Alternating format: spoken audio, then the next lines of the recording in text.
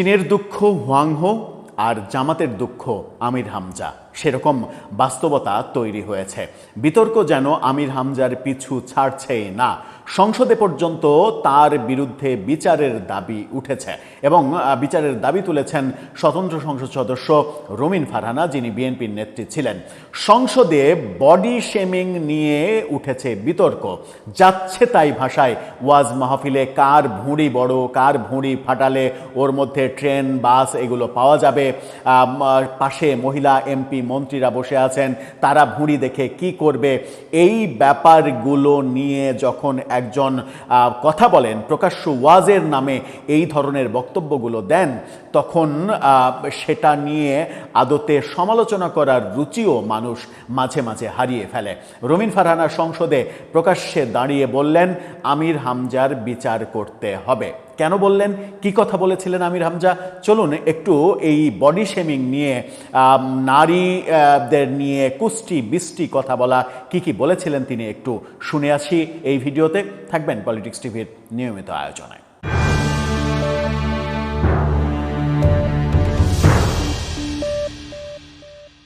দর্শক, বলছিলাম এমপি আমির হামজার কথা।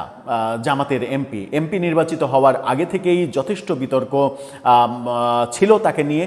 এমনকি ওই জামাতের রাজনীতি শুরু করার আগে থেকে, মানে আনুষ্ঠানিক শুরু করার আগে থেকে, তিনি তো জামাতের রাজনীতি করেনি, আনুষ্ঠানিক শুরু করার আগে থেকেই তার বিতর্ক। যদিও একটা সময় ওয়াজ মাহফিলে তিনি প্রকাশ্যে বলেছিলেন যে সবাই, মানে অনেকে বলে আমি জামাত, আরে কুষ্টিয়ায় যায় দেখে আসেন, আমার 14 গোষ্ঠী আওয়ামী লীগ, আমার দাদা ছিল আওয়ামী লীগের এমপি, আমার নানা ছিল আওয়ামী লীগের মানে চেয়ারম্যান, এমপি না চেয়ারম্যান, এটা ওটা বলে তিনি যে একনিষ্ঠ আওয়ামী লীগ করেন সেই বক্তব্য তিনি দিয়েছিলেন। সেগুলো এখনও ভাইরাল হিসেবে সামাজিক যোগাযোগ মাধ্যমে পাওয়া যায়। এবার তিনি সংসদে তার ডানে বামে ভুঁড়িওয়ালারা বসে আছে এবং তার ভুঁড়ি কত বড় সেই বর্ণনা দিচ্ছেন ওয়াজ মাহফিলে।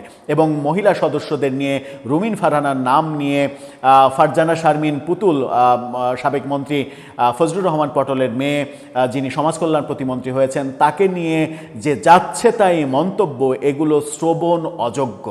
যতই শ্রবণ অযোগ্য হোক না কেন, সেই ব্যাপারটা একটু আমাদের জানা দরকার যে তিনি ওয়াজে কি বলেছিলেন। শুনে আসুন একটু তিনি ওয়াজে কি বলেছিলেন।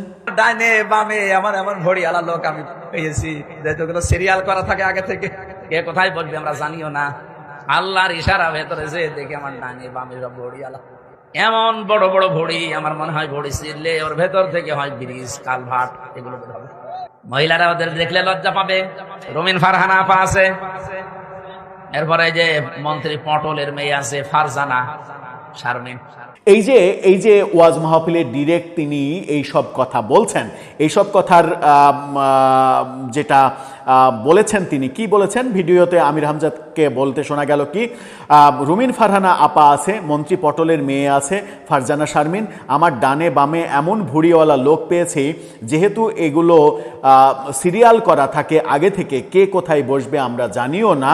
আল্লাহর ইশারা ভেতরে গিয়ে দেখি আমার ডানে বামে ভুঁড়িওয়ালা, এমন বড় বড় ভুঁড়ি, আমার মনে হয় ভুঁড়ি ছিঁড়লে ভেতর থেকে ব্রিজ কালভার্ট বের হবে, মহিলারা ওদের দেখে লজ্জা পাবে।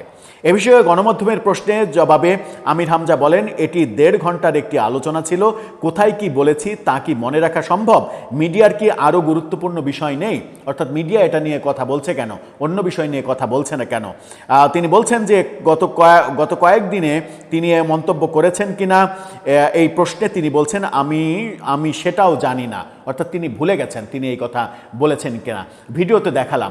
এর প্রতিবাদে সংসদে রুমিন ফারহানা কি বলছেন একটু শুনে আসুন। সংসদে উপস্থিত আমি এবং আমার আরো 2 জন নারী সহকর্মীর বিরুদ্ধে এই সংসদে উপস্থিত আরেকজন সংসদ সদস্য যে কদাকার কুৎসিত ভাষায় মানে ওয়াজ মাহফিল করেছে, যে কুৎসিত ভাষায় তারা বক্তব্য দিয়েছে, আমি আপনার কাছে এই ব্যাপারে বিচার ক্লিয়ার চাইছি মাননীয় স্পিকার, আপনি বিষয়টি সংসদে দৃষ্টি আকর্ষণ করছি, আপনি বিষয়টিকে দেখবেন। রুমিন ফারহানা স্পষ্ট করে যেটা বলেছেন সংসদে সেটা হচ্ছে যে আমার ইমিডিয়েট আগে আমার যে সহকর্মী সংসদে কথা বললেন এটি দুঃখজনক নিঃসন্দেহে, কিন্তু স্পিকার আমি আপনার দৃষ্টিতে আরেকটি খবর আনতে চাই।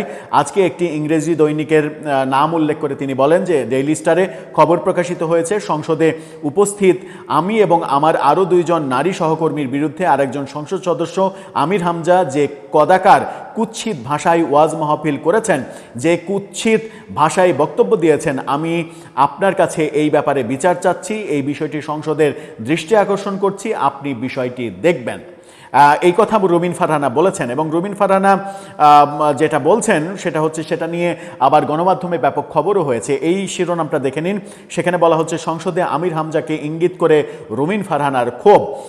সেই ক্ষোভের পর গণমাধ্যমের সঙ্গে কথা বলাতে রুমিন ফারহানা বলেছেন এই মন্তব্যটি 2 দিন আগে আমার নজরে এসেছে, তার অতীত রেকর্ড বিবেচনায় এটি কোনো ব্যতিক্রম নয়।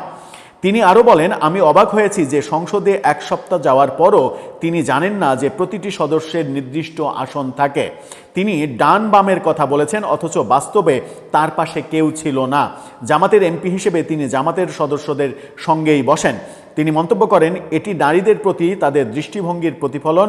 একটি নারী বিদ্বেষী সমাজে এটি অস্বাভাবিক নয়, তবে সবচেয়ে দুর্ভাগ্যজনক বিষয় হলো এখন তারা জনগণের আনুষ্ঠানিক প্রতিনিধি।